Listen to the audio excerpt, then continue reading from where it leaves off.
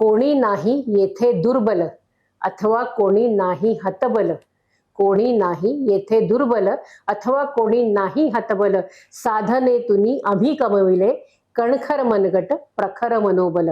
असं जर कणखर मनगट आणि प्रखर मनोबल हवं असेल तर प्रत्येकाने एक काळाची गरज म्हणून स्वसंरक्षण प्रशिक्षण घेणं खूप गरजेचं आहे. याचंही ना कुठेतरी म्हणजे मी जे जुदो शिकले किंवा आधी मी कराटे शिकले आणि मग मी जुदोमध्ये वळले, याचंही कुठेतरी ना एक माझ्यामध्ये असलेली जी उपजत जी बंडखोर वृत्ती आहे खूप लहानपणापासून असलेली, म्हणजे मी कधीही कशालाही घाबरले नाही.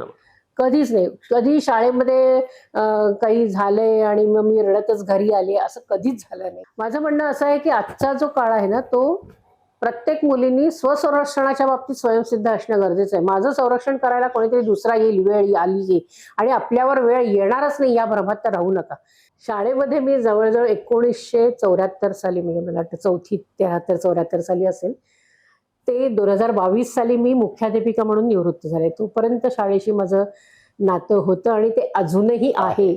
अजूनही मला माझीच शाळा मी म्हणते, पण मला खरंच आवडेल मी परत मला शाळेत जर एक विद्यार्थिनी म्हणून बसायचा संधी मिळाली तर. माझ्या आयुष्यात मी माझ्या पंचगुरूंना खूप मानते. म्हणजे वाजपेयी सरांनी माझ्या जीवनाला वळण दिलंय. मी आजही मला असं वाटत नाही की वाजपेयी सर माझ्याबरोबर नाहीत. कुठलाही एखादा कार्यक्रम करताना, सूत्रसंचालन करताना मला असं जाणवत राहतं कुठेतरी भिंगेमध्ये वाजपेयी सर उभे आहेत, ते बघतायत. हा, असं मला जाणवत राहतं.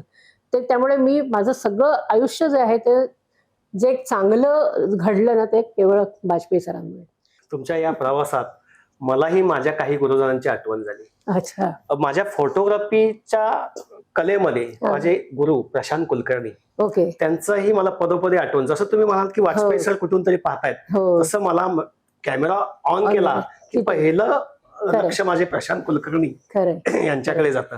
हे जाणवलं अगदी तुमच्या त्या गुरुबद्दल असलेले आस्था आणि प्रेम हे तुमच्या बोलण्यातनं आणि भावनेतनं जाणवलं. एकच मला इथे फक्त माझ्या सगळ्या शिक्षकांबद्दल असं सांगावं असं वाटतं, उत्तम उन्नत उदात्ततेची ओढ मना लागावी, उत्तम उन्नत उदात्ततेची ओढ मना लागावी, शिष्यांसाठी नितश्रमताना कृतार्थता लाभावी, मनाला उमलविण्याची उर्मी उरात असावी, मनाला उमलविण्याची उर्मी उरात असावी, कार्यक्षेत्री रमता गमता जीवन बकुळ फुलावी, कार्यक्षेत्री रमता गमता जीवन बकुळ फुलावी.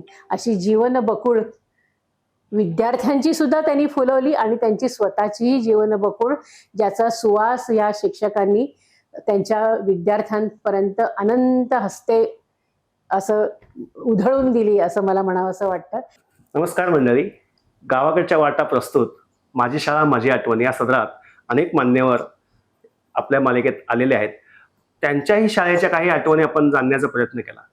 त्यातूनच क्रीडा क्षेत्र, शैक्षणिक आणि सामाजिक क्षेत्रात उत्तुंग कार्य असलेल्या लीना ओक मॅथ्यू यांच्याशी आपण आज संवाद साधण्याचा प्रयत्न करणार आहोत आणि त्यांच्याही काही शाळेच्या आठवणी आहेत त्या जाणण्याचा प्रयत्न करणार. नमस्कार. नमस्कार. नमस्कार. आपल्या बालक मंदिर आणि टिळक विद्या मंदिर या शाळेच्या काही आठवणी आहेत त्या तुम्ही सांगण्याचा प्रयत्न करा. नमस्कार सगळ्या प्रेक्षकांना, माझा नमस्कार. बालक मंदिर कल्याण ही जी शाळा आहे, या शाळेमध्ये 1ली ते 3री माझं शिक्षण झालं आणि त्या शाळेमध्ये 1ली ते 3री नंतर 4थी पासून मी टिळकनगर विद्या मंदिरात आले. पण 1ली ते 3री म्हणण्यापेक्षाही ते छोटा शिशु, मोठा शिशु आणि ते सगळं असं ना, म्हणजे 3री पर्यंतचं शिक्षण माझं कल्याणच्या बालक मंदिर शाळेत. आज त्याची खूप छान वास्तू आहे, पण त्यावेळेला मी जेव्हा शिकत होते त्यावेळेला ती अशी टुमदार अशी कौलारू शाळा होती. समोर छान त्याचं मैदान होतं, आम्ही तिथे खेळायचो मैदानात. आणि मला अजून शिक्षकही आठवतात तिथले, म्हणजे इतकी वर्ष झाली तरी काही शिक्षक त्यांचं जे वागणं बोलणं जे ते आपल्या मनावर खूप कोरलं गेलेलं असतं. त्यामध्ये विमलताई म्हणून एक होत्या, आम्ही त्यावेळेला ताई म्हणायचो, बाई नव्हतं किंवा मॅडमही नव्हतं. सुधाताई दिवेकर होत्या. त्याच्यानंतर एक आपटे बाई म्हणून होत्या, पण मला त्यांचं आता पहिलं नाव आठवत नाहीये.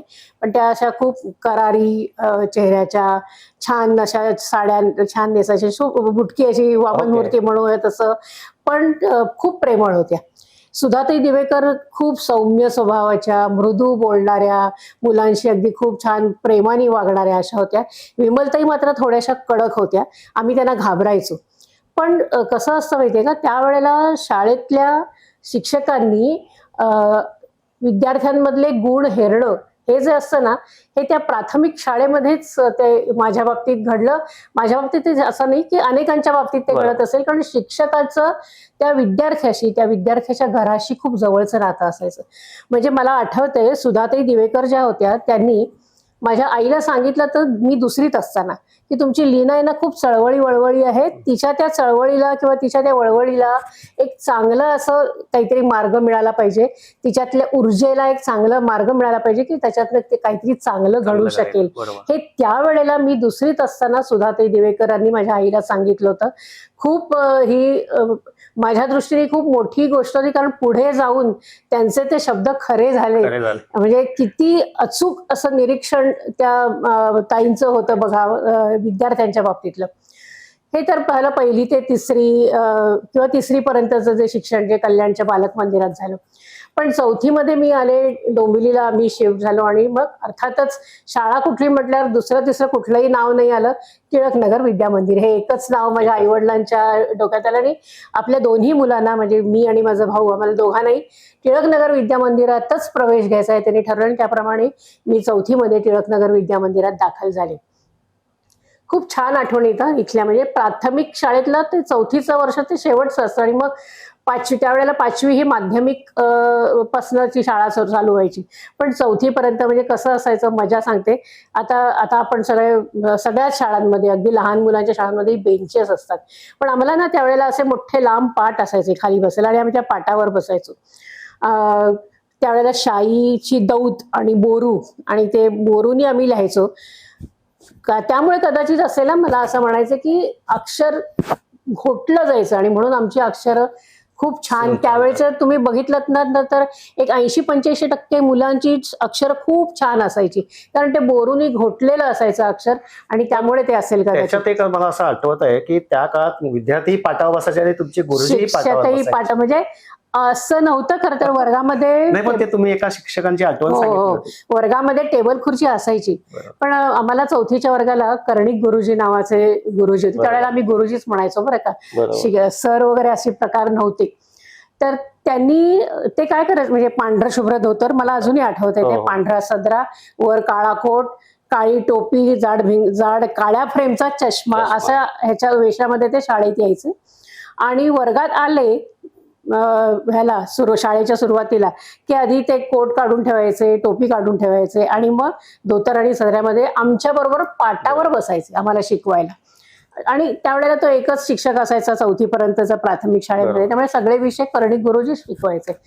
पण त्यांचंही जसं तिसरीपर्यंतचं मी सांगितलं, शिक्षकांचं खूप लक्ष असायचं विद्यार्थ्यांवर, किंवा विद्यार्थ्यांचं आणि त्यांच्या पालकांशी त्यांचं खूप घनिष्ठ नातं असायचं. तसंच ह्या कर्णिक गुरुजींचंही होतं. मला वाटतं 42 जण होतो काहीतरी वर्गामध्ये.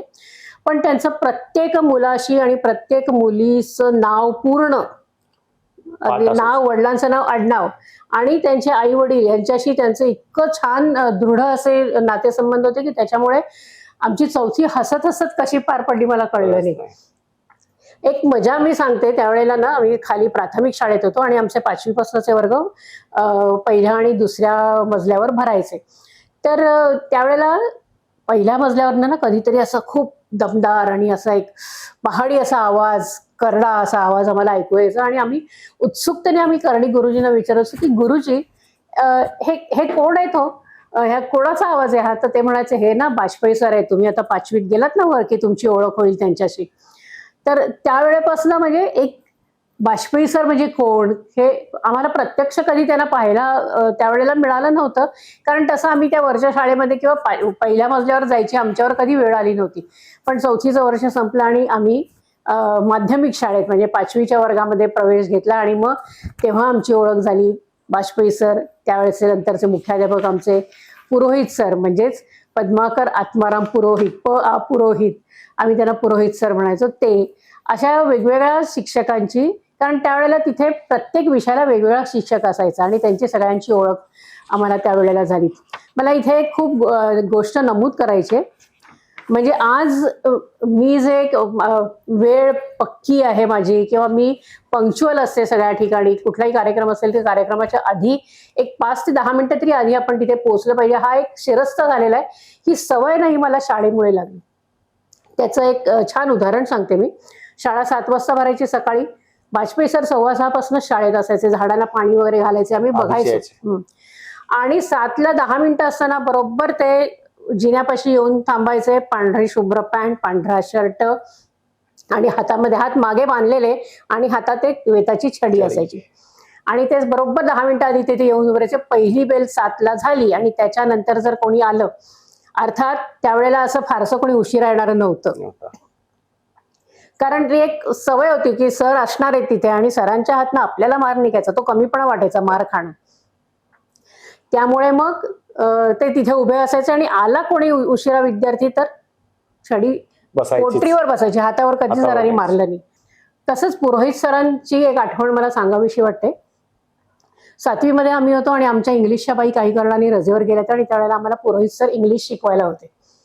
आणि ते शिकवत होते आणि वर्गात शिपाई काका आमचे जे आहेत, ते सपरे काका म्हणून होते, ते वर्गात आले आणि त्यांनी काहीतरी काम असेल त्यांचं, काही विचारलं सरांना. सरांनी खिशातनं पटकन एक कागद काढला आणि त्याच्यात बघितलं आणि त्यांना ते काय सांगायचं ते सांगितलं. ते गेले निघून. मला हे समजलं नाही. मी पहिल्या बेंचची विद्यार्थिनी, कारण कायम उंची कमी, त्यामुळे 10वी पर्यंत पहिला बेंच, तो सुटला नाही. नंतर मी शाळेत जेव्हा शिक्षिका म्हणून रुजू झाले तेव्हा विषय निघाला, तेव्हा शिक्षक मला म्हणाले की म्हटलं हे काय आहे सर, असं कागद काढून छोटं काय असतं त्याच्यावर.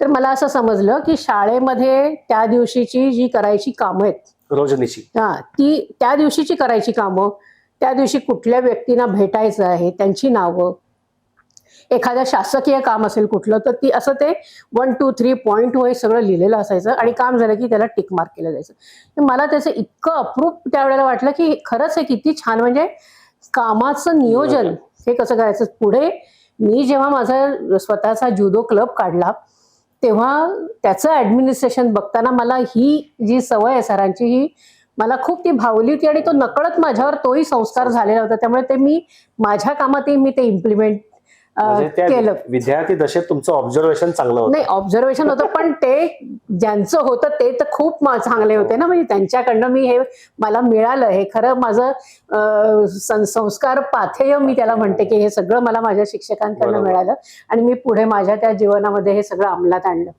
एक आठवण अजून एक मला आहे की आमच्या शाळेमध्ये ना स्वराज्य सभा नावाचा उपक्रम चालायचा.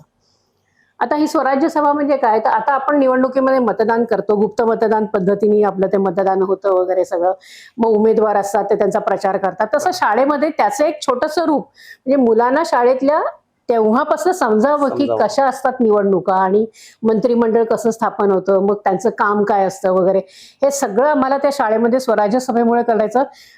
निवडणुकीच्या 8 दिवस आधी वर्गामधले एक मुलांचा प्रतिनिधी, एक मुलींचा प्रतिनिधी, म्हणजे 5वी ते 10वी प्रत्येकी 4-4 तुकड्या, आणि त्या प्रत्येक वर्गातले एक मुलगी आणि एक मुलगा निवडून यायचा. पण त्याच्यासाठी उभे राहणारे खूप जण असायचे आणि मग ते 8 दिवस आधी त्यांचा प्रचार असायचा वर्गांमध्ये की मी कसं असावं निवडून आलं, की मी असं करीन तसं करीन वगैरे सगळं. आणि मग तो मग ती सगळे प्रत्यक्ष निवडणुकीचा दिवस, मग प्रत्येकाने तो एक कागद दिला जायचा, एका मुलीचं नाव एका मुलाचं नाव लिहायचं, मग वर्गातले शिक्षक ते मोजायचे आणि मग त्या प्रत्येक निवडून आलेले जे असतात ते साधारणपणे 42-44 जण असायचे सगळे मिळून. आणि मग त्याच्यातनं ते सगळे मिळून गुप्त मतदान पद्धतीने त्याच्यातनं एक मुख्यमंत्री आणि उपमुख्यमंत्री निवडायचे. आणि मग उरलेले सगळे जे आहेत त्याच्यामध्ये क्रीडा खातं, शिस्त खातं, सांस्कृतिक खातं, आणखी असे वेगवेगळे जसे आता आहेत तशी शाळेच्या संदर्भात जी काही कामं असतात ना, ती कामं करण्यासाठी वेगवेगळी खाती निर्माण केली जायची आणि त्याच्या प्रत्येक खात्याचा एक मंत्री जो आहे तो नेमला जायचा आणि त्याला सहाय्य करणारे त्याचे सहाय्यक मंत्री. आणि मग हे मुख्यमंत्री, उपमुख्यमंत्री आणि मंत्री सगळे यांचा सगळ्यांचा शपथविधी तोही किती म्हणजे अचूक अशा दिवशी व्हायचा बघा. 1 ऑगस्ट लोकमान्य टिळक पुण्यतिथी, स्वराज्य सभेचं शपथविधी हा एक मोठा कार्यक्रम असायचा. आणि हे अनेक वर्ष माझ्या शाळेमध्ये, म्हणजे मी शाळेमध्ये होते त्याच्या आधीपासून हे चालू आणि अजून चालू आहे. त्यामुळे नवीन येणाऱ्या मुलांना त्याचं कळतं की काय म्हणजे गुप्त मतदान पद्धती म्हणजे काय, मग मंत्रिमंडळ कसं काम. बरं, हे नुसतंच मंत्रिमंडळ स्थापून तिथे सोडून दिलं आणि वर्षभराने, असं नाहीये. मग शाळेमध्ये जे वर्षभरात जे कार्यक्रम होतात त्या कार्यक्रमांमधनं ह्या सगळ्या मंत्र्यांना, हे सगळे मंत्री, मग हे आम्ही काय करायचं शिक्षकांच्या अर्थात मार्गदर्शनाखाली, असायचं. पण मग एखादा चा कार्यक्रम असेल, स्पोर्ट्स असतील, तर त्यावेळेला मग तिथली शिस्त पाळणं, बरोबर. मग तिथले असं हे सगळी जी कामं आहेत ना, या कामाचं नियोजन शिक्षकांच्या मार्गदर्शनाखालीच करायचंय. पण हे सवय लागायची की एकमेकांच्या सहकार्याने कसं काम करायचं, त्यांना पाठबळ तुमच्याकडे हा. असायचं. आणि मग आपण एकत्रित काम करतोय सगळे, तर एकत्रितपणे काम करताना आपण कसं केलं पाहिजे, हा जो एक सहकार्याचा जो किंवा सहकाराचा जो संस्कार आहे तो शाळेतनं मिळालेला संस्कार. आणि ह्याचा पुढे मला वैयक्तिक अनुभव म्हणजे मी क्रीडा क्षेत्रात जेव्हा काम करते, मी वेगळ्या स्पर्धांना जाते, किंवा इव्हन मी शाळेमध्ये मुख्याध्यापक म्हणून काम करत असताना, शिक्षक म्हणून काम करत असताना माझ्या सहकारी शिक्षकांशी मी कसं वागलं पाहिजे. मी मुख्याध्यापक असले तरी माझ्या हाताखाली काम करणारे जे आहेत किंवा माझे जे शिक्षक आहेत त्यांच्याशी माझी वर्तणूक कशी पाहिजे, हा सगळा जो भाग आहे हा मी माझ्या खरं तर शाळेतनच हा पुढे आलेला संस्कार आहे, किंवा शाळेतनच मिळालेली ही शिदोरी आहे संस्कारांची, असं मला इथे सांगावं असं वाटतं. एक दोन खूप छान आठवणी आहेत, प्रसंग असं नाही म्हणू शकणार, पण म्हणजे आठवणी आहेत शिक्षकांच्या संदर्भातल्या, की मगाशी मी उल्लेख केला बाजपेयी सरांचा. बाजपेयी सर म्हणजे एक आदर्श शिक्षक होते. म्हणजे 5वी मध्ये मी जेव्हा शाळेत आले, वरच्या माध्यमिक शाळेमध्ये, तेव्हापासून ते माझे दैवतच असल्यासारखे होते. आणि मी स्पोर्ट्समध्ये होते 5वी ते 12वी पूर्ण सगळी वर्ष सगळ्या खेळामधल्या ज्या स्पर्धा असायच्या, मग ते 100 मीटर रनिंग असेल, लॉंग जम्प असेल, शॉर्टपुट थ्रो असेल, या सगळ्यामध्ये मला पहिलं बक्षीस असायचं. आणि दरवर्षी 5वी ते 12वी दरवर्षी मी जनरल चॅम्पियन असायची शाळेची. माझ्याकडे अजूनही ती सर्टिफिकेट मी जपून ठेवलेली आहेत. आणि त्या लॉंग जम्पची आम्ही प्रॅक्टिस करायचो, मी माझ्या मैत्रिणी ज्या सहभागी असायच्या स्पर्धेमध्ये, आणि ती प्रॅक्टिस आम्ही शाळा सुटल्यानंतर करायचो. पण मला आश्चर्य वाटतं, आम्ही प्रॅक्टिसला थांबलोय म्हणून सर आमच्यासाठी थांबायचे, की मुली आहेत प्रॅक्टिस करताय तर आपण थांबलं पाहिजे. आणि मग आम्ही जम्प मारण्याची प्रॅक्टिस करताना सर त्या लॉंग जम्पच्या पीठच्या इथे उभं राहायचे आणि बकअप लीना, माझी एक मैत्रीण होती, बकअप मंजुषा, असं करून ते आम्हाला खूप प्रोत्साहन द्यायचे. आणि त्याचबरोबर तुम्ही स्टार्ट कसा घ्यायचा, कुठल्या ह्याच्यावर तुम्ही जम्प करायची, जम्प मारल्यानंतर तुम्ही कुठे कसं लँड व्हायचं, ह्या सगळ्या सूचना ज्या आहेत ना ते आम्ही जम्प मारताना ते आम्हाला करत असायचे. म्हणजे हे माझ्या डोळ्यासमोरनं कधीच जाणार नाही, किंवा हे मी कधीही विसरणार नाही. कारण ते जे एक मैदानावरचं जे एक शिक्षण आहे ना, ते इतकं मला ते म्हणजे उपयोगी पडलं, की नंतर युनिव्हर्सिटीला मी जेव्हा खेळत होते तेव्हा मी लॉंग जम्पचं माझा रेकॉर्ड आहे. म्हणजे हा तिथपर्यंत गेलेला हा भाग आहे, सरांनी दिलेली जी एक मार्गदर्शन आहे बाजपेयी सरांनी. आणि दुसरं अजून एक सांगते, म्हणजे बघा, शिक्षक कसा गुण हेरणारा असतो आणि तो असावा. अजूनही आहेत असे शिक्षक, म्हणजे असं मी अजिबात म्हणणार नाही की आता हे शिक्षक नाही आहेत.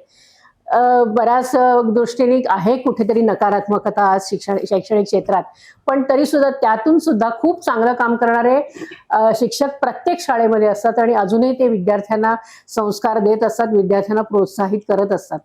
तसेच माझ्या वेळेला पळधेबाई, अनुराधा पळधे, ज्या आम्हाला PT शिक्षिका म्हणून होत्या, नंतर त्या आम्हाला समाजशास्त्रही शिकवायच्या, त्या होत्या. आणि 5वी 6वी ह्या 2 वर्षात त्यांनी कदाचित ते हेरलं असेल, कारण मी सगळ्या स्पर्धांमध्ये पहिली येते असं वगैरे त्यांनी अचूक केलं असेल. आणि मग 7वी मध्ये एकदा त्यांनी माझ्या आईवडिलांना बोलवलं आणि सांगितलं की तुमची मुलगी खूप छान स्पोर्ट्समध्ये आहे, तर आपण तिला ना, तिचं ते व्यवस्थित, त्याला काहीतरी छान वळण लागलं पाहिजे, आणि तिच्यातली ताकद जी आहे, तिचा जो स्टॅमिना आहे, हे सगळं वाढलं पाहिजे, याचा तिचा लॉंग टर्म मध्ये तिला उपयोग होईल.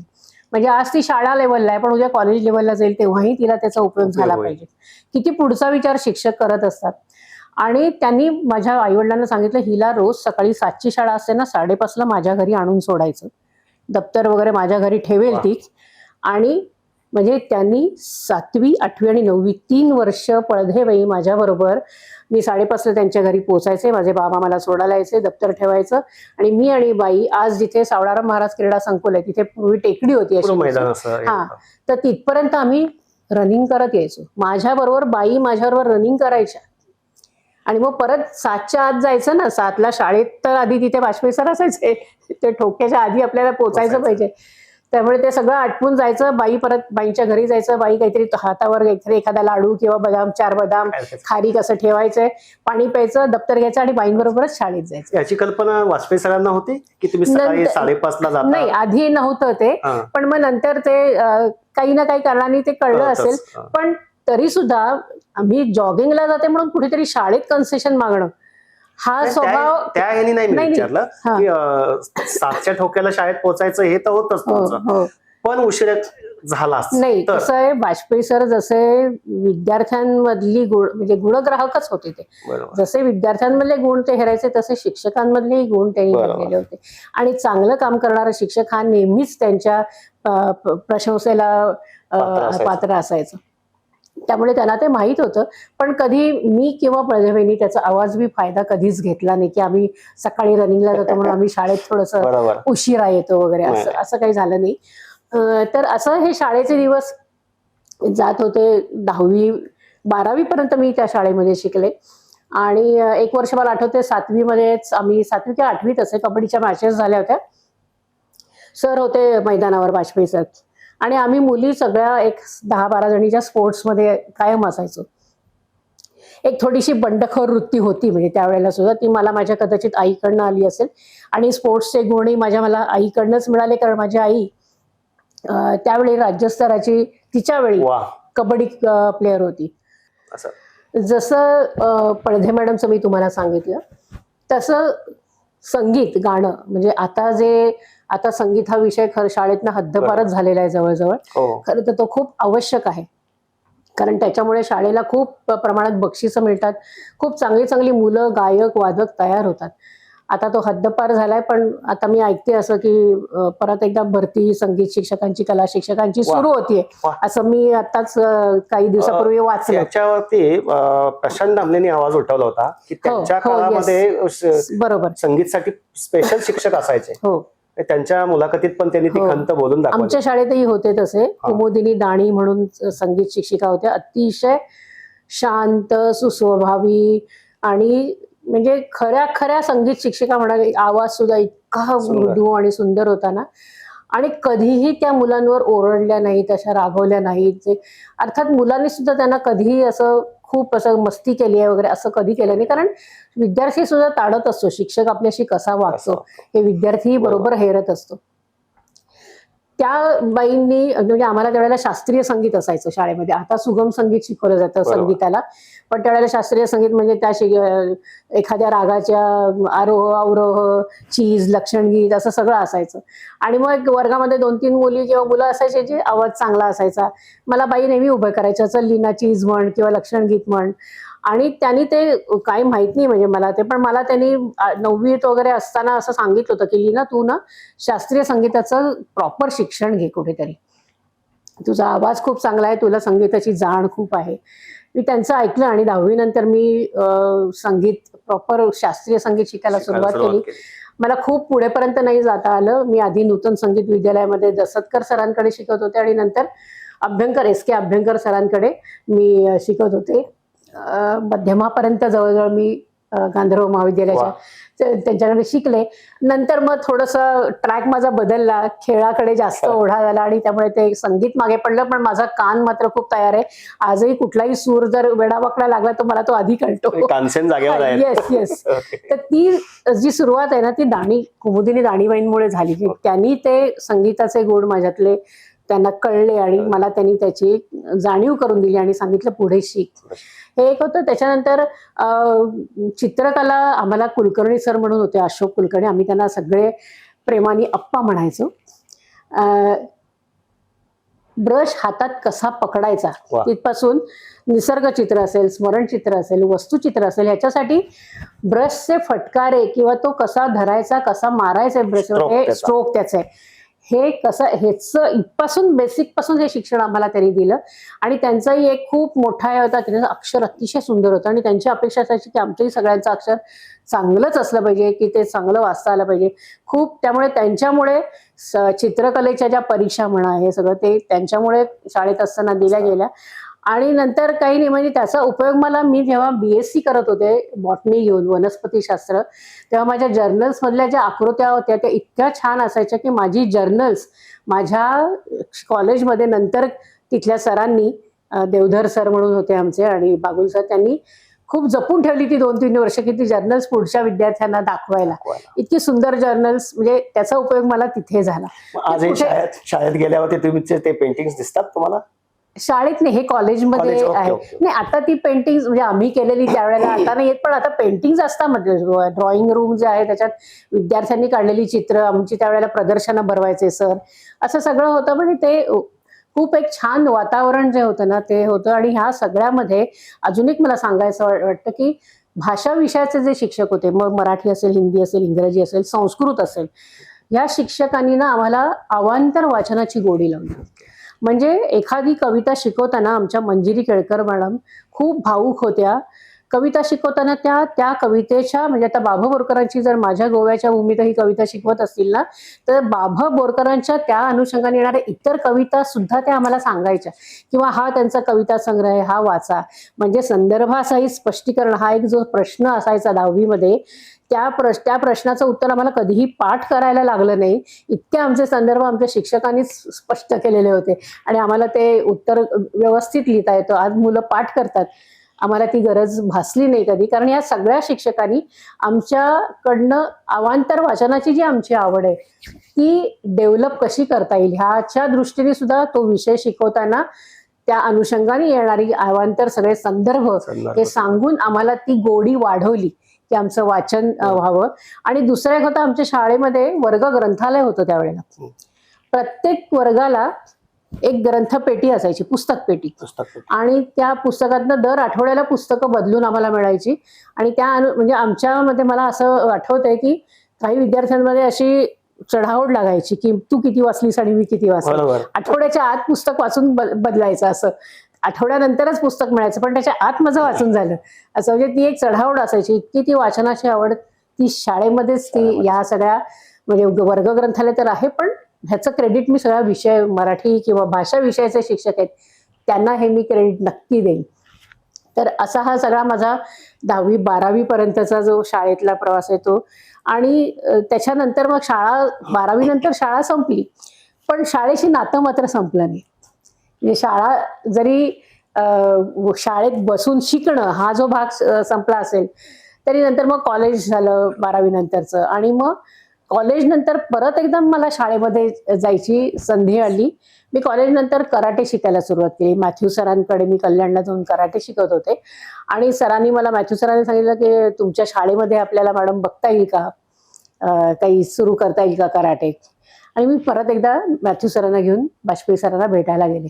आणि बाजपेयी सर असे होते ना की ते कुठलेही चांगला आणि नवीन उपक्रम जर असेल ना तर त्यांनी कधीही त्याला नाही म्हटलं नाही. हा, सगळ्याला प्रोत्साहन. मला म्हणाले तू आलीस ना लीना समोरून, चल आपण चालू करूया. आणि अशा प्रकारे मी परत एकदा शाळेशी कराटेच्या माध्यमातून जोडले गेले.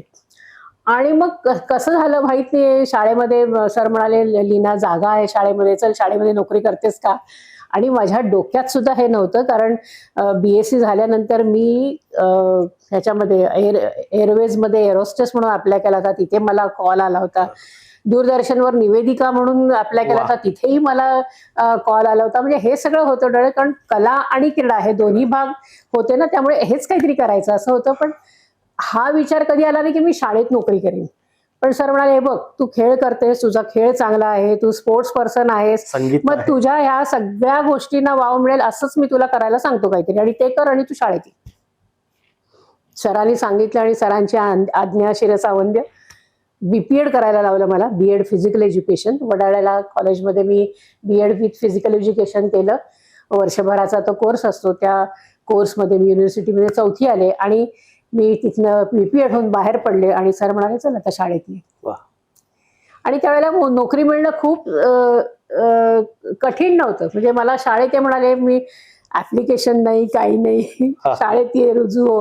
त्याच्यानंतर माझा इंटरव्ह्यू घेतला. एकदा येऊन सरांनी वर्गात येऊन माझा लेसन पाहिला. असं माझं शाळेशी परत एकदा नातं जोडलं गेलं. विद्यार्थिनी होते शाळेमध्ये, पण शिक्षिका म्हणून शाळेमध्ये आता रुजू झाले. आणि माझ्या सगळ्या शिक्षकांनी मला जे घडवलं की माझ्यावर जे संस्कार केले ते आता कुठेतरी दुसऱ्यांना द्यायची वेळ आलेली याची जाणीव मला झाली की आपण एक शिक्षिका म्हणून काम करतोय म्हणजे ही खूप मोठी जबाबदारी आहे आता आपल्यावर की मुलं जी आपल्या हाताखाली येणार आहेत ते आपल्याला बघून त्यांचं वर्तन जे ते बरोबर. करणार आहेत. कारण शिक्षकाला ना कोणाला हाताला धरून काही शिकवायला लागत नाही मुलांना. तुम्ही जसे वागता बोलता इतरांशी तुम्ही कसा संवाद साधताय, तुम्ही विद्यार्थ्यांशी कसा संवाद साधताय, तुम्ही तुमच्या को टीचरशी कसं बोलताय ह्याचं सगळं ऑब्झर्वेशन खूप बारीक विद्यार्थी करत असतात बरोबर. आणि त्यातनं ते घडत असतात असं माझं म्हणणं आहे की आता तू हे कर असं लिही, आता तुला हे शिस्तीत चालायचं आहे मग तू इथनं इथे असं असं सांगायला लागत नाही.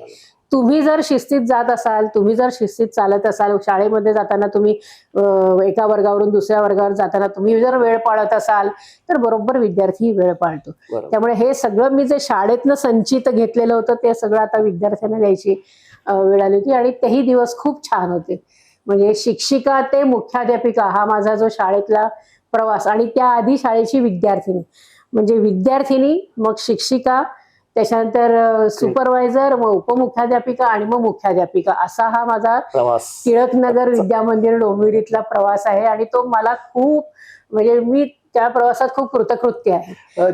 जुडो कराटे कॉमनवेल्थच्या आठवणी तुम्ही सांगितल्या नाहीत. हा तो एक भाग वेगळा मी अशी मॅथ्यू सरांचा उल्लेख केला. जुडो आम्ही दोघे मिळून आम्ही जुडो क्लास घेत होतो आणि खूप छान पद्धतीने अर्थात प्रेरणा बाजपेयी सरांचीच होती तो क्लास सुरू करण्यासाठी आणि खूप विद्यार्थी हाताखालनं तयार झाले. कांचन गौरी कुलकर्णी ज्या आर्मीमध्ये गेल्यानंतर दोघे जणी, सीमा बोराडे म्हणून जी आज इंडियन एअरलाइन्समध्ये सिक्युरिटी इन्चार्ज म्हणून काम करते, संजय जबरवाल जो आज इंडियन एअरफोर्समध्ये पायलट आहे, असे अनेक विद्यार्थी त्या ह्याच्यातनं घडले. आम्ही शिकवत होतो मुलांना पण काय होतं तर आधी म्हणजे शिक्षण झालं त्याच्यानंतर लग्न झालं. मॅथ्यू सरांबरोबर मी 87 साली विवाहबद्ध झाले. त्याच्यानंतर मग मुलं आणि मग माझं शिक्षण तेच करत असताना मी MA करायचं ठरवलं. कारण वाजपेयी सर मला नेहमी म्हणायचे लीना तू खूप आळशी आहेस, काही करत नाहीस. म्हणजे एवढं सगळं मी करत होते तरी सुद्धा तो आळशी आहे म्हणायचे. तो MA कर. मग मला त्यांनी मराठी घेऊन MA करायला लावलं. मी शाळेमध्ये नोकरी करून MA केलं आणि MA मध्ये मला मुंबई युनिव्हर्सिटीचा फर्स्ट क्लास मिळाला मला MA मध्ये. आणि हे सगळं चालू असल्यामुळे ना थोडंसं माझं जरी मी जुडो शिकवत असले विद्यार्थ्यांना तरी माझं एक स्वतःचं त्याच्यामधलं जे ब्लॅक बेल्ट म्हणतात तो माझा एक स्वतःचा राहिलेला होता आणि तो मात्र मिळवायची जिद्द होती. पण ह्या सगळ्या घरगुती जबाबदाऱ्या, शाळेची जबाबदारी याच्यामुळे ते थोडंसं कुठेतरी मागे पडलं होतं. पण तोपर्यंत माझी मुलगी मोठी झालेली होती, पूर्वा, जी एशियन जुडो चॅम्पियन आहे. तिला एशियन जुडो मधला बेस्ट प्लेअर ऑफ एशियाचा अवॉर्ड आहे, गोल्ड मेडलिस्ट आहे ती. जुडो आणि जुडो नाही, जुडो नाही. तुम्ही जुडो सगळे कॉमनली जुडो म्हणतात, ड उल्लेख करतात, पण तो जुदो असा उल्लेख आहे, द म्हणायचा, ड नाही. तर त्यामुळे पूर्वा मोठी झालेली होती. आमचाच एक विद्यार्थी आशुतोष लोकरे, ह्या पूर्वानी माझ्या मागे दोषच लावला की आई नाही तू ब्लॅक बेल्ट व्हायलाच पाहिजेस म्हणून. आणि मग शेवटी तो क्षण आला. पण त्या ब्लॅक बेल्टची परीक्षेला जाण्यापूर्वी म्हणजे कसं असतं बघा, आतापर्यंत ते माझ्या मार्गदर्शनाखाली शिकत होते, पूर्वा आणि आशुतोष लोकरे. पण आता ह्यात त्यांच्यानी माझी भूमिका बदलली होती. मी त्यांचे विद्यार्थिनी झाले होते आणि ते माझे शिक्षक झाले होते आणि त्यांनी माझी तयारी करून घेतली सगळी. परीक्षा दिली. वयाच्या 49व्या वर्षी मी जुदोमध्ये ब्लॅक बेल्ट झाले. आणि MA ची परीक्षा असेल किंवा हे ब्लॅक बेल्ट मिळणं असेल, काही चांगलं झालं ना किंवा एखादं मेडल मिळालं की आधी जाऊन ते सरांना दाखवायचं, वाजपेयी सरांना दाखवायचं. कारण ना तो एक माणूस असा होता ना, तर त्याला प्रचंड कोणाचंही म्हणजे माझंच असं नाही पण कोणीही एखादा विद्यार्थी खूप चांगलं काहीतरी केलं असेल ना त्यांना इतकं कौतुक होतं त्याचं आणि ते अप्रिसिएशन त्यांच्याकडनं मिळावं, त्यांच्या आशीर्वादाचा हात आपल्या पाठीवर असावा असं सगळ्यांना वाटायचं. आणि त्यामुळे काही चांगलं झालं ना की आधी सरांकडे जायचं आणि सरांचा आशीर्वाद घ्यायचा. त्यावेळी मी हे झाल्यावरही कॉमनवेल्थ, त्याच्यानंतर मग मी कॉमनवेल्थ जुडो कॉम्पिटिशनमध्ये सहभाग घेतला, मी आणि माझ्या मिस्टरांनी. मेडल नाही मिळालं आम्हाला कारण मी त्यावेळेला 50शी उलटलेली होती आणि मिस्टर मॅथ्यू 55 उलटलेले होते. ह्या वयात आम्ही त्या कॉमनवेल्थ जुडो एक स्पर्धेचा अनुभव इंटरनॅशनल स्पर्धेचा International अनुभव अनुभव. कसा असतो तो घ्यायचा होता. आणि तिथेही परत एकदा पूर्वा आणि आशुतोषच मागे लागले. ते माझा मुलगा नील त्याचंही बॅकअप होतं आणि म्हणून आम्ही दोघांनी केवळ त्याच्यात. आणि तेही झाल्यानंतर खूप त्यावेळेला अर्थात ते आम्ही जेव्हा सहभागी घेतला तेव्हा वाजपेयी सर नव्हते. ह्या त्यांनी जगाचा निरोप घेतलेला 2013 सालीच सर आपल्यातनं गेले. पण तरी सुद्धा माझ्याकडे खूप मोठा फोटो होता वाजपेयी सरांचा घरामध्ये, अजूनही आहे. आलो आम्ही आणि त्यांच्या फोटोसमोर आधी पेढे ठेवले आणि नमस्कार केला. म्हणजे इतकी ती श्रद्धा शाळेपासूनची जी होती आणि ती शिक्षकांच्या प्रती असलेली श्रद्धा. हा ते म्हणजे फक्त वाजपेयी सर असं नाही, मी आमच्या वेळेचे सगळेच शिक्षक म्हणजे वेगवेगळे विषय शिकवणारे सगळेच शिक्षक मला खूप जण आठवतात. भंडारे सर आहेत, चौधरी सर, रानडे सर आम्हाला सायन्स गणित शिकवायचे. त्याच्यानंतर मराठी शिकवायला मंजिरी केळकर होत्या. मनीषा कुलकर्णी मॅडम होत्या, त्या आम्हाला कधी फारशा शिकवायला नव्हत्या, पण एक नाटकात कामं करणं, त्यांच्या मुलांकडनं ते करून घेणं, ह्या सगळ्या धडपडी त्या करत असायच्या. त्यामुळे त्यांच्याबद्दलचं एक वेगळं आकर्षण होतं त्या मनीषा कुलकर्णी मॅडम बद्दलचं. असे अनेक शिक्षक, विंझेबाई होत्या, आज नाही आहेत आपल्यामध्ये त्या, किंवा साखरेबाई आम्हाला शिवण शिकवायच्या. शिवणासारखा विषय की बेसिक शिवणाचं सगळ्यांना बटन लावायला तरी आलं पाहिजे आणि धावदोऱ्यांनी शिवता तरी आलं पाहिजे, हे बरोबर. बेसिक शिक्षण जे आहे ते होतं. साखरेबाई होत्या. त्या म्हणजे असे खूप शिक्षक आहेत ते मला आठवतात. आणि या सगळ्यांनी मिळून ओव्हरऑल आपण म्हणतो ना की ओव्हरऑल पर्सनॅलिटी डेव्हलपमेंट काय ती ही शिक्षकच करत असतात. म्हणजे आपण कळत न कळत होत असतं, पण ते आपल्या लक्षात येतं. होत असतात. फक्त ते त्यावेळेला मी असं म्हणेन की त्यावेळेला जसे शिक्षक हे होते ना त्यावेळेचे पालक सुद्धा तितकेच म्हणजे आता पालक कोऑपरेटिव्ह आहेत असं नाहीये. आज पालकांची जी एक परिस्थिती आहे ती खूप वेगळी आहे. सामाजिक परिस्थिती आजूबाजूची बदललेली काळ आहे, बदलला. कौटुंबिक परिस्थिती बदललेली आहे. आज प्रत्येकाला आपलं अस्तित्व टिकवण्यासाठी काही ना काहीतरी धडपड करायला लागते, पैसे कमवायला लागतात. त्याच्यासाठी आई वडील घराबाहेर असतात पालक. त्यामुळे मी पालकांना दोष देत नाही तो, पण परिस्थितीनुसार ते बदलते. पण त्यावेळेला पालकही तसेच होते. म्हणजे असं कधी मुलाला एखादे मारलं किंवा मुलाला कोणी शिक्षक बोलले म्हणून पालक कधी तक्रारी करत शाळेत आले नाहीत. उलट ते येऊन सांगायचे काही त्यांनी केलं ना तर काढा फोडून बदलून काढा द्यायला असं सांगायचे त्यावेळेला. असे पालक ज्यांचा शिक्षकांवर पूर्ण विश्वास होता असं होते. आणि आताही तसे पालक नाहीयेत असं नाहीये, पण बदलत्या परिस्थितीमुळे कदाचित असेल की त्यांना असुरक्षित आहे ना सगळं जीवन. आणि त्यातनंही शिक्षकांबद्दलचा विश्वास जो आहे ना तो कुठेतरी मला असं वाटतं डळमळीत झाल्यासारखा आहे. त्याला थोड्याफार प्रमाणात आजचा शिक्षकही जबाबदार आहे. मी परत एकदा सांगते की मी सरसकट सगळ्या शिक्षकांबद्दल हे बोलत नाहीये. माणसं जितक्या असतात, जितक्या व्यक्ती तितक्या प्रवृत्ती आपण म्हणतो, तसंच ते शिक्षकांनाही लागू आहे. पूर्वी ना एक आवड म्हणून किंवा मला शिक्षकच व्हायचंय म्हणून येणारे व्यक्ती त्याच्यात जास्त होत्या या क्षेत्रात. आता मला फक्त पैसा कमवायचा आहे, किंवा मी पोटार्थी आहे ह्याच्यासाठी काम करणारे शिक्षक हे जास्त आहेत. पण त्यातनंही चित्र अजूनही काही बिघडलेलं नाही असं मला म्हणावं असं वाटतं. अजूनही मी बघते शाळांमधनं शिक्षक, माझ्याच टिळकनगर विद्यामंदिरात अजूनही असे शिक्षक आहेत की जे खूप मुलांसाठी काही करू इच्छितात, धडपडत असतात. किंवा 8वी आणि 8वी ते 10वीची जी हा जो वयोगट आहे ना मुलांचा, ॲडोलसन्स म्हणतो आपण त्यांना, एक वयात येत असतात मुलं मुली. आणि त्यावेळेला त्यांच्या मनामध्येही भावभावनांचा वेगवेगळ्या प्रकारे उद्रेक होत असतो किंवा वेगळ्या भावना उमटत असतात त्यांच्या मनात.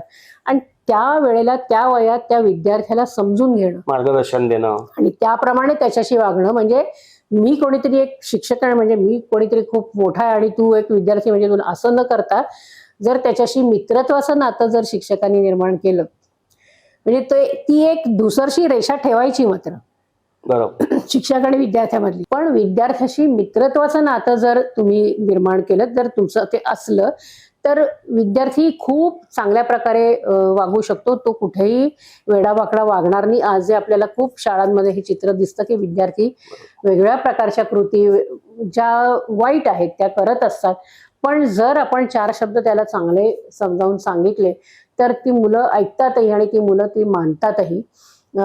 खूप छान अनुभव मला लेझिम शिकवताना आला शाळेमध्ये. मी शाळेमध्ये जेव्हा मी शिक्षिका म्हणून रुजू झाल्यानंतर क्रीडा हा जो विभाग आहे त्याची जबाबदारी माझ्याबरोबर आमचे सर होते, RK महाजन, सिनियर माझ्यापेक्षा PT टीचर होते. पण मी नवीन होते, यंग होते, त्यामुळे काही जबाबदाऱ्या आपोआपच माझ्यावर आल्या आणि मला ती सवय होती की आपल्यावर ते ओढून घ्यायचं आणि आवड होती. ओढून घेण्यापेक्षा आवड होती मला ती.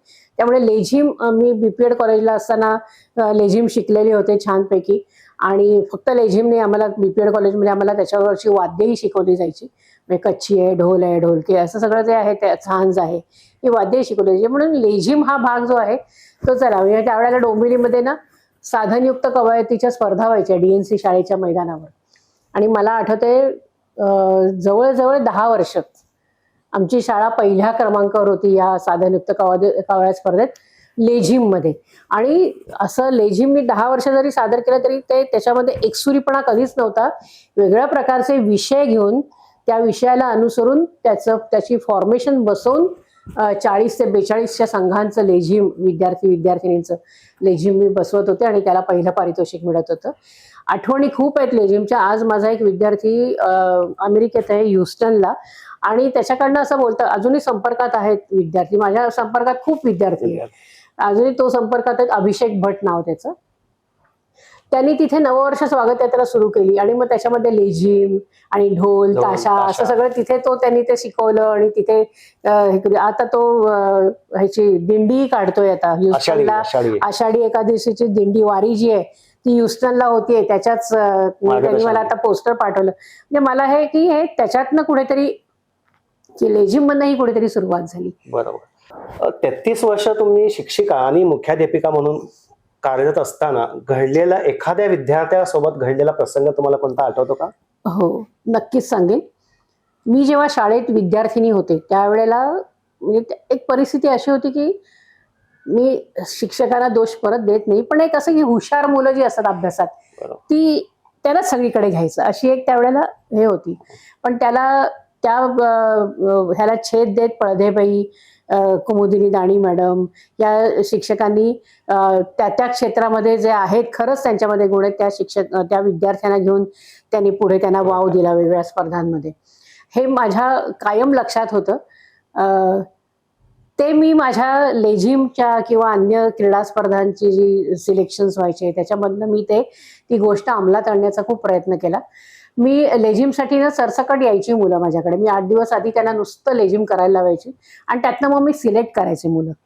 आणि मग त्यावेळेला मी असा निकष कधीच धरला नाही की ही विद्यार्थिनी किंवा हा विद्यार्थी अभ्यासात चांगला आहे मग ह्याला घ्यायलाच पाहिजे, असं कधीही मी केलं नाही. जो लेझिम चांगला करतो किंवा जो त्या क्रीडा स्पर्धांमध्ये उतरायला पात्र आहे त्यालाच घ्यायचं आणि त्याच्यावरच मेहनत करायची. म्हणजे आपल्याला 100% निकाल मिळतो. आणि हे सगळं आपण कशासाठी करतो बरं? शाळेचं नाव हवं म्हणून. लेझिमच्या बाबतीत एक मला आठवण आहे चांगली. 2 विद्यार्थी, अमोद वैद्य आणि मला नावं आठवत, महेश घोरपडे, बरोबर, दोघे जण आहेत विद्यार्थी. अमोद मला भेटतो कधीतरी, डोंबिवलीतच असतो. महेशची माझी काही भेट झालेली नाहीये. पण ही मुलाखत जर त्याने ऐकली आणि असं वाटलं तर मला त्याला भेटायची इच्छा आहे. नक्की महेश, तुझं स्वागत आहे, मला भेटायला आलंस तर आवडेल. हे 2 विद्यार्थी माझ्या लेझिममध्ये होते आणि लेझिमचं एक डेमॉन्स्ट्रेशन मी बसवलं होतं. त्याच्यामध्ये एक मोठी पालखी वगैरे असं सगळं केलं होतं. ते लेझिम करता करता ती पालखी वगैरे उचलून ते लेझिम खेळायचे असं सगळं होतं. त्यावेळेला मला पहिलं बक्षीस तो शिरसचाच होता की टिळकनगर विद्यामंदिर उतरलं की लेझिमला पहिलं बक्षीस मिळालं. बक्षीस समारंभ झाला, सगळं झालं. महेश आणि अमोद दोघे जण माझ्याकडे आले आणि महेशच्या आणि अमोदच्या डोळ्यात पाणी होतं. म्हणजे ते म्हणाले, मॅडम असं ना आमचं कौतुक कधीच कोणी केलं नाही. कारण त्यावेळेला पण कसं होतं म्हणजे ते मस्तीखोर होते, दांडगट होते, नो डाऊट होतेच. पण त्यांच्या ह्याच्यावरच सारखं पिन पॉइंट करून जर त्यांना आपण बोलायला लागलो ना एखाद्या विद्यार्थ्याला तर तो विद्यार्थी कशातच मग इंटरेस्ट घेत नाही. पण हेच जर एखाद्या शिक्षकाने चांगलं ओळखलं आणि त्याच्यामध्ये जे काय ते जर आपण बाहेर आणलं तर तो विद्यार्थी खूप चांगल्या प्रकारे पुढे सस्टेन होतो. म्हणजे ही एक घटना घडली आणि त्यामुळे महेश आणि अमोदमध्ये आमूलाग्र बदल झाला. म्हणजे ते नंतर 10वी व्यवस्थित पासआउट झाले, आपापल्या मार्गाला लागले. नाहीतर म्हणजे असं होतं की हे ना दोघे वाया गेलेलेच असं एक होतं. पण ते समीकरण लेझिममुळे बदललं. हे मला खूप बरं वाटतं हे की माझ्या लेझिममुळे हे काहीतरी झालं. आणि परत हे क्रेडिट माझं नाही, हे माझ्या शाळेचं आहे, कारण तो संस्कार मला माझ्या शाळेने. यातूनच तुम्ही मला महेशची अशी आठवण सांगितली की जेव्हा तो त्याला बक्षीस मिळालं तेव्हा तो तुम्हाला भेटला आणि खूप रडला. हो, तेच आता मी सांगितलं तुम्हाला. आणि त्याच्यानंतरच हे सगळं म्हणजे मग म्हणजे त्याची जी वृत्ती होती एक दंगामस्ती करायची किंवा हे करायची, त्याला आपण कुठेतरी चांगल्या ह्याच्यातनं चॅनलाइज केलं ना, त्याची ती सगळी मस्ती जी आहे ती इथे लेझिम मध्ये जिरायची. आणि कारण लेझिम हा परत एक रांगडा असा खेळ आहे ना, आणि ती प्रॅक्टिस अशी 2-2, 2.5 तास शाळा सुटल्यानंतर प्रॅक्टिस चालायची. त्यांच्याबरोबर मी असायची. बरं, असं कधी झालं नाही की मला काहीतरी सुचतं एखादं फॉर्मेशन आणि मी तिथे बसवलंय, पण माझे विद्यार्थी मला सुचवायचे की मॅडम आपण असं करूया का, मॅडम आपण तसं करूया का. आणि मी कधीही त्यांना नामोहरम केला नाही. येस, तू म्हणतेस ना, ओके ठीक आहे, पण म्हणजे त्यांच्याही आयडिया आपण शिक्षकांनी ऍक्सेप्ट केला पाहिजे. कारण विद्यार्थी सुद्धा खूप काही विचार करत असतो आणि त्याची एखादी चांगली कल्पना असेल तर ती आपण स्वीकारली पाहिजे. ते ऍप्रिसिएशन आपल्याकडे पाहिजे. ऍप्रिशिएट करण्याची जी वृत्ती आहे ती शिक्षकांकडे पाहिजे. ती मी बाजपेयी सर, पळदेबाई, कुमुदिनी दाणी आणि माझे सगळे शिक्षक, या सगळ्या शिक्षकांकडनं मी शिकले. आमच्या एक शिरट्टीबाई म्हणून होत्या, सायन्स शिकवायच्या आम्हाला. खूप कडक होत्या. 10वी मध्ये असताना सायन्स शिकवायच्या. खूप कडक, खूप बोलल्या म्हणजे रागवल्या की इतक्या रागवायच्या, पण प्रेमही तेवढ्याच करायच्या. इतकं की म्हणजे काही असं त्यांना प्रेमाने बोलायचं असेल ती जवळ घ्यायचं, स्वतःच्या डोक्यातलं फुलस्तं काढून आमच्या डोक्यात घालायचे. इतक्या त्या प्रेमळ होत्या. म्हणजे हे ऍप्रिसिएशन शिक्षकांकडे त्यावेळेला होतं आणि असेच शिक्षक होते. आणि आत्ताही असंच शिक्षकांनी असावं असं मला वाटतं. जे काय हाताच्या बोटावर मोजता येतील असे 3-4 शिक्षक शाळेमध्ये असतील आज, की हे अशा प्रकारे विद्यार्थ्यांची वर्तणूक करतायत किंवा वागतायत किंवा त्यांना अप्रिशिएट करतायत, त्यांचं मन जाणून घेतायत. तर असा शिक्षक शाळेमध्ये असे 2-4 शिक्षक तरी असावेत, तर ती शाळा खूप मोठी होते. बरोबर. आजच्या विद्यार्थ्यांमध्ये आणि पालकांमध्ये काय बदल जाणवतो तुम्हाला? बदल असा फारसा म्हणजे कसं आहे, परिस्थिती जशी बदलते ना, सामाजिक परिस्थिती जी आहे आजूबाजूची, ते वातावरण जे आहे ते जसं बदलतं. आता आम्ही असताना खूप सुरक्षित वातावरण होतं. आमचे आई वडील आम्हाला आमच्या सोसायटीत एक गुरखा होता, त्याच्याबरोबर सुद्धा आम्हाला शाळेत सोडायचे. तोही त्यावेळेला तेवढाच विश्वसनीय होता. पण आज वातावरणच बदललंय ना, असुरक्षित झालंय. पालकांना सल्ला काय द्याल? नाही, मी असं म्हणेन की पालकांचं लक्ष आपल्या मुलांवर पाहिजे. मुळामध्ये ना, आम्ही नोकरी करतो आणि त्यामुळे आम्हाला वेळ मिळत नाही, हा जो एक भाग आहे ना आजच्या ह्याचा, की म्हणजे मग वेळ मिळत नाही, मग तुम्ही कुठेतरी क्लासमध्ये सोडा त्याला. 8 ते 4 तास क्लासमध्ये जातो, उरलेले 5 तास शाळेत जातो, नंतर मग घरी येतो, त्याच्यात मग काहीतरी ऍक्टिव्हिटी करतो, त्याच्यात काही हेच राहत नाही. पण मग तुम्ही बरोबर आहे, तुम्ही बिझी आहात तुमच्या कामामध्ये आणि ते गरजेचंही आहे पैसा कमवणं आजच्या ह्याच्यात लाईफमध्ये सस्टेन होण्यासाठी.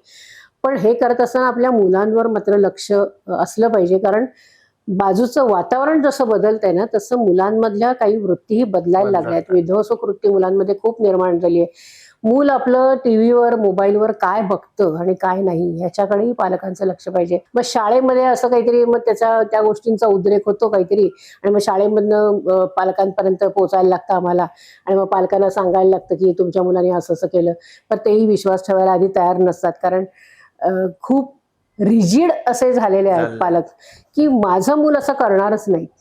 अरे पण ते मूल आहे ना, ते कुठेतरी चुकणार ना. मग तुमचे जर शिक्षक तुम्हाला जर सांगतायत की नाही हे असं झालेलं आहे, तर थोडासा त्याच्यावर विश्वास ठेवा. आणि शिक्षक, विद्यार्थी आणि पालक हा एक ट्रँगल आहे, आणि तो जर ट्रँगल त्याच्या त्रिकोणाच्या तिन्ही बाजू जर त्या सारख्या राहिल्या, समभुज त्रिकोण त्या जर सारख्या राहिल्या ना, तर ते नातंही खूप चांगलं राहतं आणि त्यांच्यामधला हा जो परस्पर संबंध आहे तोही चांगला राहून विद्यार्थ्याचं आपण करतो कशासाठी, विद्यार्थी घडावा, त्याचं व्यक्तिमत्व चांगलं व्हावं, त्याचं पुढे चांगलं व्हावं, त्यांनी चांगलं शिक्षण घ्यावं, त्यांनी चांगली नोकरी करावी, ह्याच्यासाठीच करत असतो आपण.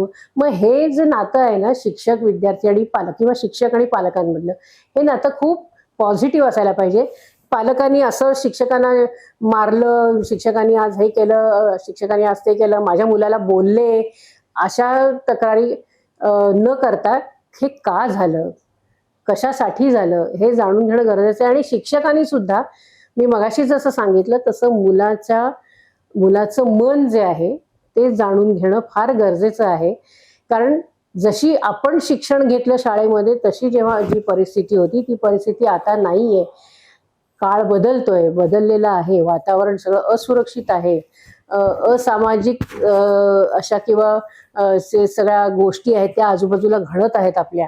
आणि असं करताना जर आपण एकमेकांवर शिक्षक आणि पालक नुसते आरोपच करत राहिलो की तुम्ही हे करता आणि तुम्ही ते करता, त्याच्यामध्ये त्या विद्यार्थ्याचं खच्चीकरण होणार आहे ही गोष्ट आपण लक्षात त्याचं घेतली नुकसान पाहिजे. त्याचं नुकसान नाही झालं पाहिजे. आणि त्यामुळे हा बंध जो आहे शिक्षक पालकाचा बंध हा खूप दृढ असला पाहिजे. दोन्ही बाजूनी तो समान असला पाहिजे असं माझं म्हणणं आहे. मुलींच्या स्वरक्षणासाठी तुम्ही अनेक कार्यक्रम घेतले Yes. आणि घेता, तर यातून Yes. तुम्ही मुलींना काय संदेश द्याल? याचाही ना कुठेतरी म्हणजे मी जे जुदो शिकले किंवा आधी मी कराटे शिकले आणि मग मी जुदोमध्ये वळले, याचंही कुठेतरी ना एक माझ्यामध्ये असलेली जी उपजत जी बंडखोर वृत्ती आहे खूप लहानपणापासून असलेली, म्हणजे मी कधीही कशालाही घाबरले नाही. बरोबर. कधीच नाही. कधी शाळेमध्ये काही झालंय आणि मग मी रडतच घरी आले असं कधीच झालं नाही. त्यामुळे ती एक वृत्ती त्याला खतपाणी घालणारेच सगळे, मग ते स्पोर्ट्स असेल, ते NCC असेल किंवा हे कराटे जुदोचं प्रशिक्षण असेल, हे सगळं त्या माझ्या बंडखोर वृत्तीला खतपाणी घालणारं आणि त्याला एक चांगलं वळण, पोषक वळण मिळालं. पोषक असं वळण देणारे हे सगळे घटक होते. मी जशी स्वयंसिद्ध झाले या ट्रेनिंगमुळे, तर तसंच इतरही मुलींनी व्हावं मुलींना संदेश द्या. हा विचार माझ्या मनात आला. आणि एक घटना त्यावेळेला अशी घडली की त्यावेळेला म्हणजे मला असं वाटतं मनोहर जोशी त्यावेळेला मुख्यमंत्री होते आणि 95 साली. आणि त्यांनी ना त्यावेळेला स्वयंसिद्धा नावाचा एक स्वसंरक्षणासाठीचा महिलांसाठीचा एक प्रोग्राम, एक उपक्रम महाराष्ट्रात सुरू करायचं ठरवलं. आणि त्यावेळेला त्यांनी कराटेचे मार्गदर्शक, जुदोचे मार्गदर्शक, टॅक्वांडोचे मार्गदर्शक अशा मार्गदर्शकांसाठी बालेवाडीमध्ये एक कॅम्प घेतला. एक त्याचा प्रिस्क्राईब असा सिलेबस तयार केला आणि त्याचं शिक्षण आम्हाला सगळ्यांना कोचेसना दिलं. आणि अशी त्यांची ती एक उपक्रम होता की हे शिक्षण आम्ही सगळ्यांनी आपापल्या जिल्ह्याच्या ठिकाणी जाऊन आपापल्या जिल्ह्यामध्ये डिस्ट्रिक्ट स्पोर्ट्स ऑफिसर जो असतो त्याच्या आधिपत्याखाली ते आम्ही आपापल्या जिल्ह्यामध्ये द्यायचं. आणि त्याप्रमाणे मी ते स्वयंसिद्धाचं प्रशिक्षण मी आणि मॅथ्यूनी घेतलं. आणि ठाणे जिल्ह्याची स्वयंसिद्धा कंट्रोलर म्हणून मी त्यावेळेला काम करत होते डिस्ट्रिक्ट स्पोर्ट्स ऑफिसरच्या अंडर. आणि ठाणे जिल्ह्याच्या ग्रामीण भागामध्ये आम्ही अनेक ठिकाणी जिल्हा क्रीडा अधिकाऱ्यांच्या आधिपत्याखाली शिबिरं घेतली 15-15 दिवसांची स्वसंरक्षणाची. काही काळानंतर ती योजना माहिती आहे आपल्याला, तर त्या राजकारणात आपण जायला नको, पण ती योजना बंद पडली. पण ती जरी शासनाची बंद पडली असेल तरी मी आमच्या क्लबची नाही बंद पडू दिली. बरोबर, शाळेचं मी म्हटलं ते आहे ना, आपण ते सुरू केलं, आपण ते सुरूच ठेवायचं पुढे. मग मी आमच्या व्हिक्टरी जुडो क्लब तर्फे ही जी स्वसंरक्षणाची योजना आहे ती पुढे चालू ठेवली. जे शासनाने घालून दिलेलं सिलेबस होतं त्याच्यात मी आमची काही भर टाकली. आणि मग 8-8 दिवसाचं प्रशिक्षण घेणं आत्ताच्या परिस्थितीनुसार ते फारसं शक्य होत नव्हतं, म्हणून मग 2 दिवसाचं 3 दिवसाचं अशी प्रशिक्षणं वेगवेगळ्या ठिकाणी, मग शाळा असतील, कॉलेजेस असतील, वेगवेगळ्या NGOज असतील किंवा कॉर्पोरेट कंपन्या असतील, इव्हन महानगरपालिकांचा जो वुमन म्हणजे लेडीज स्टाफ आहे सगळा, त्यांच्यासाठी मी उदाहरण सांगायचं झालं तर कल्याण डोंबिवली महानगरपालिकेच्या फर्स्ट क्लास लेडी ऑफिसर पासून 4th क्लास कर्मचारी जे एक स्त्री कर्मचारी यांच्यापर्यंत सगळ्यांना आम्ही 2 वर्ष 15-15 दिवसांची स्वसंरक्षणाची प्रशिक्षण शिबिरं घेतली. माझं म्हणणं असं आहे की आजचा जो काळ आहे ना, तो प्रत्येक मुलींनी स्वसंरक्षणाच्या बाबतीत स्वयंसिद्ध असणं गरजेचं आहे. माझं संरक्षण करायला कोणीतरी दुसरा येईल, वेळ आली आणि आपल्यावर वेळ येणारच नाही या भ्रमात तर राहू नका. तर आजचं खूप धकाधकीचं असं जीवन आहे. तुमच्यावर कुठल्याही ठिकाणी कुठलाही प्रसंग होऊ शकतो, येऊ शकतो. आज आपण बघतोय किती वातावरण खराब झालेलं आहे. आज आपण प्रत्येक मिनिटाला आणि प्रत्येक सेकंदाला वेगवेगळ्या ठिकाणी स्त्रियांवर अत्याचार होताना आपण न्यूज बघतोय. आणि अशा वेळेला आपण आपल्या संरक्षणासाठी स्वयंसिद्ध असणं हे गरजेचं आहे. माझं संरक्षण करायला कोणीतरी दुसरा येईल का वाट बघायची? माझं संरक्षण मी करू शकते ना. माझे हात आहेत, माझे पाय आहेत, माझी नखं आहेत, माझ्याकडे असणाऱ्या वस्तू आहेत, माझ्या पर्समध्ये असणाऱ्या वस्तू आहेत, माझे हाय हिल्स आहेत, त्याच्यानंतर माझ्या पर्समध्ये पिना आहे, सेफ्टी पिन आहे, माझी पर्स आहे, माझ्या हातातलं मॅगझिन आहे, माझ्या हातातली वही आहे, पेन आहे, किचन आहे, अशा वस्तू आहेत. हे बघा कसं असतं, काही असा प्रसंग घडला ना तर असं कोणी आपल्याला वाचवायला येणार नाही, लोक बघायचीच भूमिका घेतात. त्यामुळे आपलं संरक्षण त्या ठिकाणी आपणच करणं गरजेचं असतं. आणि ते कसं करायचं आणि कुठे करायचं, म्हणजे वीक पॉइंट्स कुठले कुठले असतात आणि तिथे आपण जर वार केला किंवा अगदी छोटासा जरी त्याच्यावर आघात झाला ना तरी सुद्धा किती वर्मी लागतं हे आपल्याला त्याचं शिक्षण घेतल्यावरच कळतं. आणि म्हणून माझं आजच्या मुलींना असं नम्र आवाहन आहे की तुम्ही प्रत्येक मुलींनी, महिलेनी, इव्हन ज्येष्ठ नागरिकांनी सुद्धा, आणि फक्त मुलींनी नाही म्हणते मी, आजच्या युगात तर मुलांना सुद्धा याची गरज आहे की त्यांनी स्वसंरक्षणाचं, मी म्हणत नाही की तुम्ही जुदो शिका पूर्ण, मी म्हणत नाही की तुम्ही जाऊन टॅक्वांडो शिका, पण तुम्ही तुमच्या सोयीच्या वेळेनी येऊन तुम्ही एक 3 दिवसाचं 4 दिवसाचं हे जे शिबिर आहे ते करा. आणि कसं आहे, थोडंसं जर आपल्याला तुम्ही त्या ह्याच्यात व्यवस्थित शिक्षण घेतलं ना तर आपल्यालाही उमगतं की आपण आता इथे काय केलं पाहिजे. आणि तो एक जो अलर्टनेस असतो ना तो येतो आपल्यात. मुळामध्ये महिलांमध्ये किंवा मुलींमध्ये एक सिक्स सेन्स असतो. आता एक समजा आपण एखाद्या ब्रिजवरनं चाललोय, रेल्वेचा ब्रिज आहे डोंबिवलीचा, आणि गर्दी आहे खूप, आणि समोरून एखादा येतोय, मला कळतंय तो आता माझ्या दिशेने येणार नाही, मला धक्का देणार, मला समजतंय. का खाता धक्के तुम्ही? आपल्याकडे छत्री असते पावसाळ्याच्या दिवसात, जाणीव होते आपल्याला, आपलं कोपर असतं, अरे तो आला ना समोर, करा ना फक्त कोपर एवढंच. त्याला कळतं, मला कळतं काय झालं ते, बाकीच्यांना कळत नाही. बरोबर. पण हे करण्यासाठी म्हणून, हे आत्मविश्वासाने तिथे करण्यासाठी म्हणून थोडं तरी प्रशिक्षण घेणं गरजेचं आहे. आणि म्हणून नम्र आवाहन आहे मुलींना, महिलांना की तुम्ही हे प्रशिक्षण घ्या. आणि अनेक ठिकाणी, म्हणजे तुम्ही कुठे असाल महाराष्ट्रामध्ये, अनेक ठिकाणी अशी प्रशिक्षण सुरू असतात. मी आमच्या डोंबिवली, कल्याण, ठाणा या विभागामध्ये ही प्रशिक्षण मी घेत असते. मी ठाण्याच्या लेडी पोलीस, ट्रॅफिक पोलीस जे आहेत त्यांच्यासाठी हे प्रशिक्षण घेतलं. असे अनेक संस्था आहेत की जे अरेंज करत असतात, किंवा आम्ही सुद्धा आमच्या लेवलला, आमच्या क्लबच्या लेवलला हे अरेंज करतो. त्यामुळे हे नक्की घ्या. मुलींनी, महिलांनी, अगदी मुलांनी सुद्धा, ऑफिस वर्किंग वुमन जे आहेत त्यांनी, किंवा ज्येष्ठ नागरिकांनी हे स्वसंरक्षणाचं प्रशिक्षण नक्की घ्यावं. ती काळाची गरज आहे. कारण एकच सांगते, कोणी नाही येथे दुर्बल अथवा कोणी नाही हतबल, कोणी नाही येथे दुर्बल अथवा कोणी नाही हतबल, साधनेतुनी आम्ही कमविले कणखर मनगट प्रखर मनोबल. असं जर कणखर मनगट आणि प्रखर मनोबल हवं असेल तर प्रत्येकाने एक काळाची गरज म्हणून स्वसंरक्षण प्रशिक्षण घेणं खूप गरजेचं आहे. आता कॅमेरा बंद करण्याच्या आधी मला जस्ट असं सुचलं, शेवटचा प्रश्न म्हणजे की पुन्हा एकदा तुम्हाला शाळेत जाऊन त्या वर्गात बसवलं तर तुम्हाला काय आठवण येईल? आवडेल मला खरंच. म्हणजे शाळेमध्ये मी जवळजवळ 1974 साली, म्हणजे मला वाटतं 4थी 73-74 साली असेल ते, 2022 साली मी मुख्याध्यापिका म्हणून निवृत्त झाले. तोपर्यंत शाळेशी माझं नातं होतं आणि ते अजूनही आहे. अजूनही मला माझीच शाळा मी म्हणते. अजूनही काही असेल, काही शाळेसाठी संबंधित काही कामं असतील तर अजूनही मी आता ते वर्ग बदलले असतील ना? आता ते इमारत सगळी जी ती जुनी होती ती आता नवीन झालेली आहे. काळ बदलला, अत्याधुनिक झालंय, सोयी सुविधा वाटतं, नक्कीच वाटतं. आणि ते कशासाठी वाटतं ती एक मजेशीर आठवण आहे माझ्याकडे, ती सांगते मी तुम्हाला. आम्हाला साठे सर म्हणून होते, गणित शिकवायचे, आणि त्यांचा एक डोळा कृत्रिम होता, आणि गणित त्यांनी शिकवलं, फळ्यावर ते लिहून दिलं. मग आम्हाला सांगायचं ते फळ्यावरचं गणित उतरवून घ्या आणि ह्याच्यासारखीच पुढली 2 उदाहरणं तुम्ही सोडवा, आणि मग ते खुर्चीवर येऊन बसायचे आणि ते खाली काहीतरी वाचत असायचे. पण त्यांची नजर त्यावेळेला अशी खाली असायची ना, तो एक डोळा त्यांचा उघडा राहायचा ना, ते आम्हाला कळायचं नाही ते नेमकी खाली बघून वाचतायत की वर बघतायत, ती कळायचं नाही. म्हटलं आता हे आपल्याला कळणार कसं ना. आम्ही पहिल्या बेंचचे विद्यार्थी, माझ्याबरोबर माझी एक मैत्रीण कायम असायची, ती 10वी पर्यंत माझ्याच बरोबर असायची. त्यावेळेला ना पत्र्याच्या बॅगा असायच्या, दप्तर आपण त्याच्यात घेऊन जायचो, ॲल्युमिनियमच्या, बरोबर. आणि मग त्याच्यामध्ये असायचं, त्या तिथे बेंचच्या इथे ठेवलेल्या असायच्या ना. मग आता करायचं काय, वाचतायत की काय करतायत, वर बघतायत, वाचतायत काय, कसं कळणार आपल्याला. आम्ही ती बॅग घ्यायचो आणि खाली टाकायचो, त्याचा आवाज व्हायचा. मग ते साठे सर म्हणायचे, लीना माझं लक्ष आहे, असं. ह्या गोष्टीसाठी तरी म्हणजे कशी एक ती मजा असेल त्या वयात केलेली. पण मला खरंच आवडेल, मी परत मला शाळेत जर एक विद्यार्थिनी म्हणून बसायचा संधी मिळाली तर.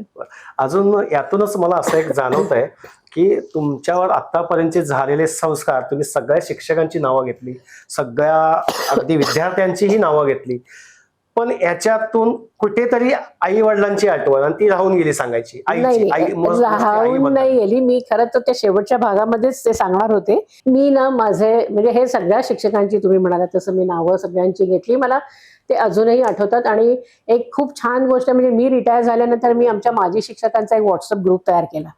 सगळे म्हणजे मला शिकवलेले, नंतर मी त्यांच्याबरोबर काम केलं शिक्षक म्हणून, असे सगळ्या शिक्षकांचा व्हॉट्सअप ग्रुप मी तयार केलाय.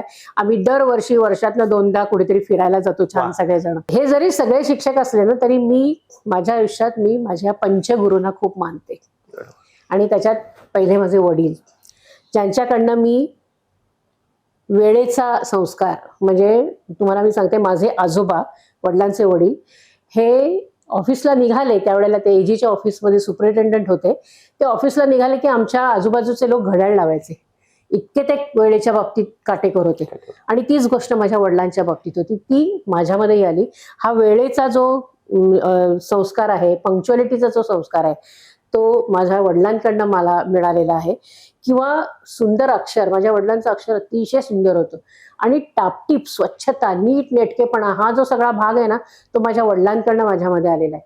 माझी आई मी म्हटलं तसं खेळाडू होती. ती तिच्या शाळेच्या काळामध्ये राज्यस्तर कबड्डी खेळाडू होती.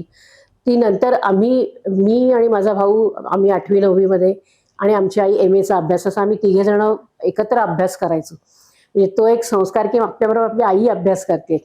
आणि मग ती नंतर प्रोफेसर म्हणून कॉलेजमध्ये होती शिकवायला. पण मग तिच्याकडनं वाचनाचा संस्कार झाला. म्हणजे ती वाचायची, चांगलं वाचायची.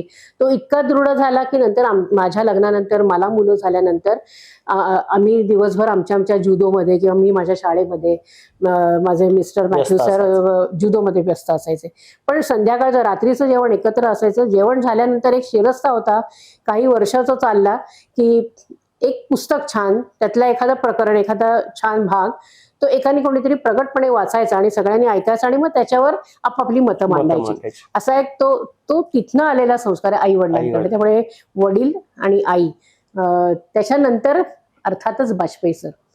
म्हणजे वाजपेयी सरांनी माझ्या जीवनाला वळण दिलंय.